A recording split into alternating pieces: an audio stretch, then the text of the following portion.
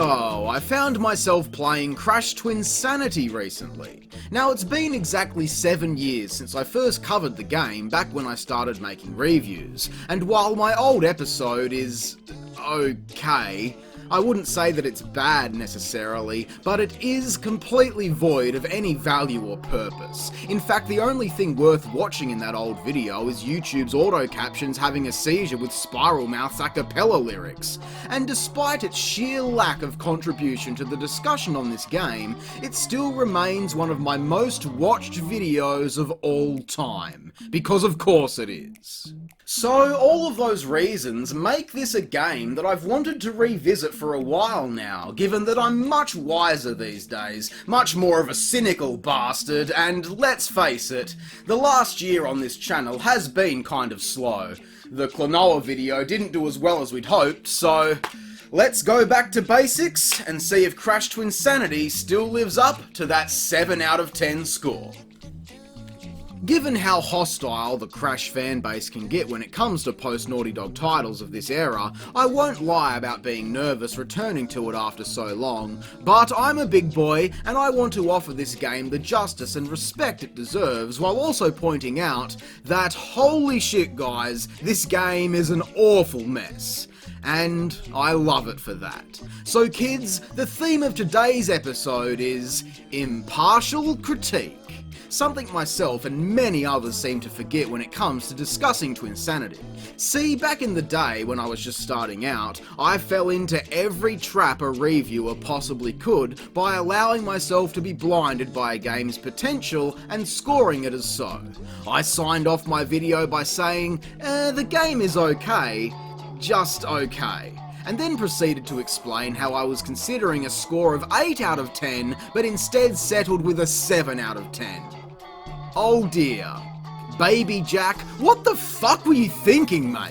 So I think it's finally time to sweep the past under the rug. This time I'd like to remove those warped biases to reveal an ugly truth I feel a lot of people choose to ignore when it comes to this game, including myself back in 2014.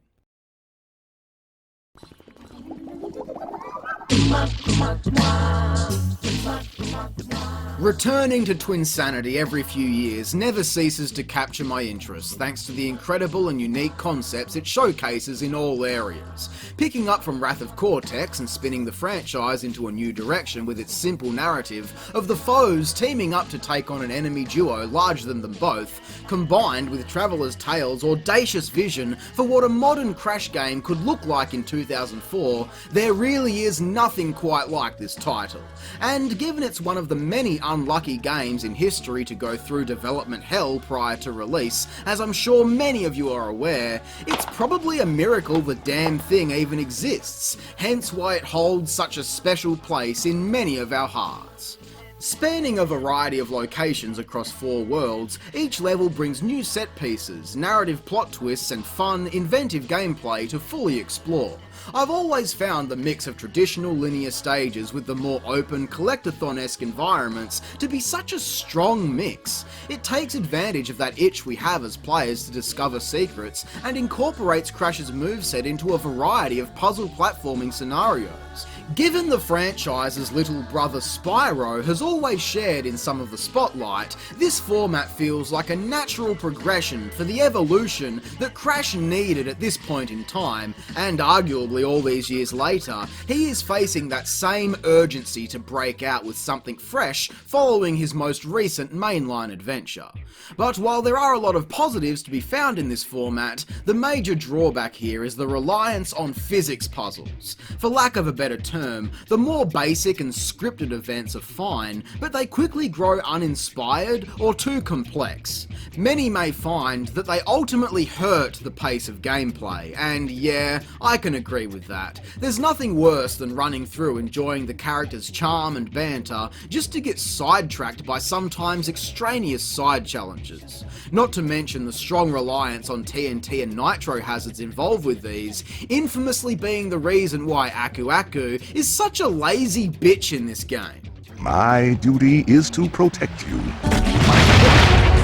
Well then fucking protect me! But the main problem is a lack of polish or consistent quality with these. The same can be argued for many of the game's mechanics actually, while they keep things constantly changing and fresh to play through, such as the roller brawl showcasing a familiar Crash format implemented into an original control scheme. The downside to that is a clear lack of focus into fleshing out all of these experiences. For example, all of the various times involving Crash and Cortex working together. The cute little hand-holding stuff is the core twin mechanic, and it's fine enough, though it can be a bit finicky at times, and throwing Cortex around proves a bit unreliable in many of my playthroughs over the years. Yet, these sections still tend to be some of the most enjoyable and memorable areas of the entire game for me. And come to think of it, for all of the games I've played over the years, I can't say that I've ever seen a platformer with gameplay like this. The only comparison I could make would be Whiplash from the prior year, where you play as a weasel chained to a rabbit, swinging him around all over to whack people and platform. There's definitely some similarities, but I need to actually play that one for myself sometime. Regardless, it's not the type of thing you'd usually encounter in a platforming game, so props to the developers for their creative thinking. The snowboarding gameplay is also creative and memorable, but this mode feels more or less like an afterthought. Aside from its only 2 appearances feeling like a copy and paste job, quite literally in some regards, there just isn't a whole lot of depth to the gameplay, which is frustrating. And sure, executing such a simple mode like this in any game is a tough order, but looking at an example from a former game in the series, done right with plenty of variables to pay attention to, it becomes an incredibly fast-paced and rewarding playstyle. I do still enjoy the Twinsanity variation, but my enjoyment is solely on the shoulders of the game's sense of humour, which is such a subjective element, everyone is going to have a different opinion. The Docker mock sections are in a similar position for me. The first time playing through, they're fine, and I have so many fond childhood memories associated with these, but unlike more traditional Crash platforming stages, they seem to grow less and less fun with each returning visit. It's just not interesting, it's not challenging, and it lacks variety.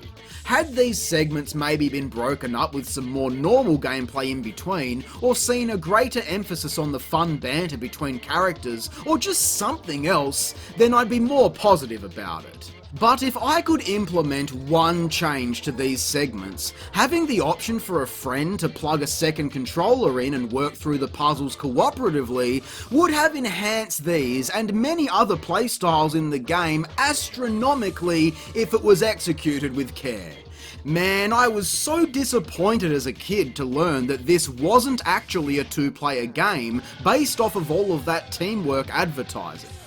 Now, I must give credit where it's due. Despite a lack of overall polish on much of this game, I am still utterly fascinated at the ingenuity showcased by the development team on many of these new concepts, because they've achieved something that's actually quite difficult, and something that I'm rarely ever impressed by when it comes to sequels. They have taken the foundations of Crash's gameplay and successfully applied it onto new ideas. Wild and adventurous ideas that not only incorporate a lot of what we know into fresh and appealing playstyles, but, even for the most outlandish concepts, still feels like you're playing a familiar Crash game. It's such a difficult thing to get correct. Trust me, I could list off a whole bunch of game sequels that attempted a dramatic shift in format, which ultimately failed to capture the same familiarity of their predecessor. And even in saying that, Twinsanity's execution of this can be rather wobbly at times, but still, that doesn't change the fact that it gets a huge thumbs up from me for being such a bold risk taker. The emphasis placed on capturing some new, highly stylized locations within the world is another aspect of this game that gets good grades from me. In fact, I'll gamble my left nut and suggest that everyone can agree these locations are some of the best Crash has ever visited, with the Academy of Evil being such a highlight for the game. A large part of why Wrath of Cortex failed to capture the same charm of the original games was its weak environments, in my opinion. They're just places. They could exist in literally any game and still feel just as generic. Then along comes Twinsanity with strong attention to expanding upon the established universe. Often creating context and backstory where it's not all that necessary can shoot yourself in the foot, but placing Cortex in the spotlight for a change and deep diving into his origins as a villain, and then branching that out to develop entirely new characters, while still managing to ground all of that in line with former titles, helps to tie everything in together and sets up so much more potential for further expansion. Forget that Nina was originally intended for Nitro Kart, she's been introduced and established here as a key figure within the series, and her gameplay again takes what we love about the Crash formula and applies that to more new ideas. And listen, I can't talk about Nina's level without mentioning Rooftop Rampage's theme. It's a fucking banger, honestly. The a cappella soundtrack here may be controversial, but whether you love it or hate it, there is no denying it's unique, and I personally feel that there are some great, iconic tracks here that fit incredibly well with the atmosphere and tone being presented. But at the same time, I fully understand why a lot of people hate the fucking thing. Rooftop Rampage though? Still as fun to play through all these years later. It makes me so upset that Nina's time in the spotlight was over before it could ever truly get started. See, this is the bone that I have to pick with Twinsanity and my old video on the topic. The troubled development history of this game is so well documented and known by the larger community that I really don't want to waste time doing a deep dive into it. We've all heard about the cut levels, Gone a Bit Coco, and the multiple lost dimensions, various gameplay changes, and failed concepts. The pre-release vision and cut content has been incredibly well documented over the years, even including rare builds showcased from former developers. But that's the problem we all face when it comes to reviewing this game critically. Given that so much of this content was teased within the final release via concept art and whatnot, it's impossible to ignore when showcasing the final game because it would feel like an injustice to the talented team who simply wanted to realise their vision. So you'll have to excuse me, because while it is very easy to get swept up in what could have been with this game, I feel like analysing much of the pre-release content is actually the key to unlocking many of the flaws present in the final product here. And that's my goal for today, to discuss why Twinsanity, for as much as I love it, is a poorly slopped together mess. Scanning through all of the pre-release content featured in the game always fascinates me, even to this day. There is just too much to even comprehend, and reading through storyboard content shows a much larger narrative initially planned, the inclusion of far more characters suggested, and even going beyond what I would ever even expect to see in a Crash Bandicoot game. I mean, some of this stuff is just surreal to me. Totally awesome, but yeah, it's hard to picture where much of this would even take place given that the story in the final game is so brief, even rushed at points with plot holes everywhere. The fact that Entropy and Brio just show up with no rhyme or reason and then just get fucked off into oblivion is one of the saddest things I've ever seen in a game. Two of my favourite characters. Why are they here? How do they know about the evil twins' treasure? And for what fuck all reason do they just suddenly reappear for Spyro's cameo at the end of the game? None of it makes any sense. That doesn't change the fact that it's a fun boss fight. That's one of the greatest aspects of the entire game, is the strong boss battles. I can only wonder, based on concept art, how many other villains were planned to have their own battles that never saw the light of day. But not only are there obvious holes in the story, but even in gameplay, certain areas are stitched together so thoughtlessly. The way Cortex awkwardly teleports without notice just screams that levels or cutscenes were sliced and diced around these moments.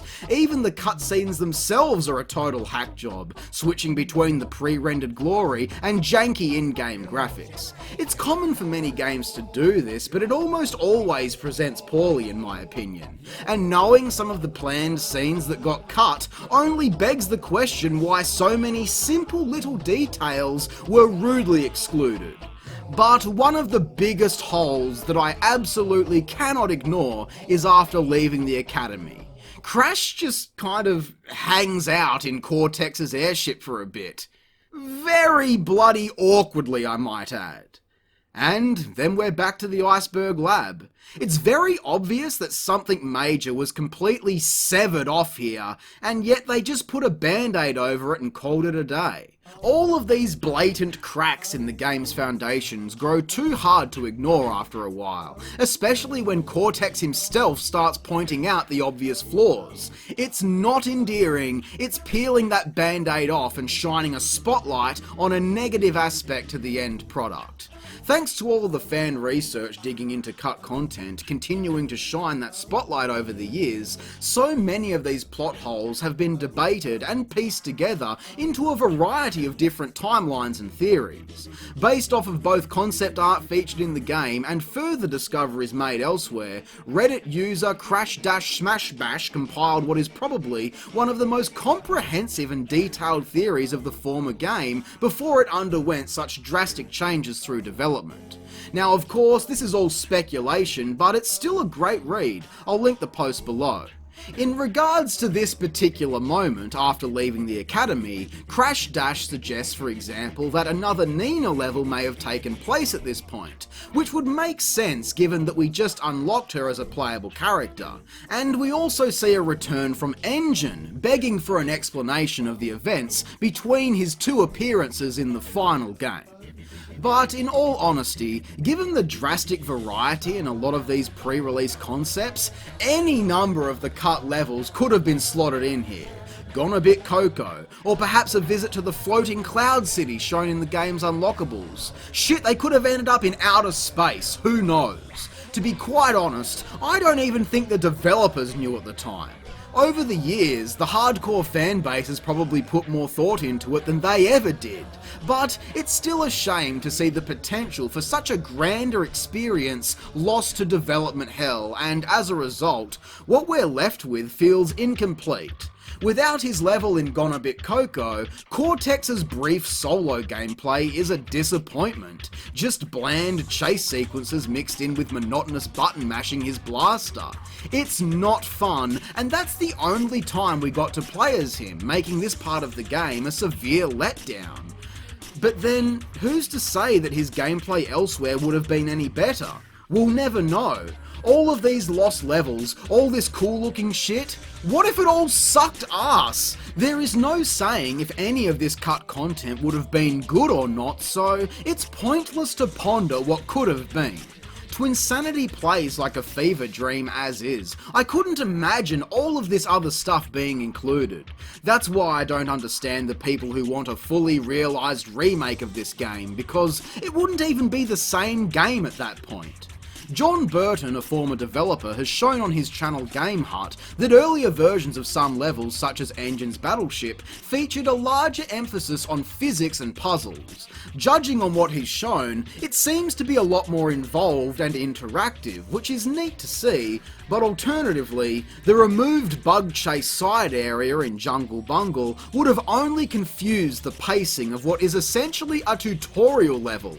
So taking all of that into account has really changed my perspective. So, based on all of that, it may have been a blessing in disguise that so much of what was intended for the game ultimately got left on the cutting room floor. But the problem with that is that the final game we do get to play just feels incomplete. It feels incoherent at times, and worst of all, it simply does not live up to the standards expected of this franchise. The final part of the game, the Evil Twins 10th Dimension, is one of the most drastically underdeveloped areas I think I've ever seen in a game.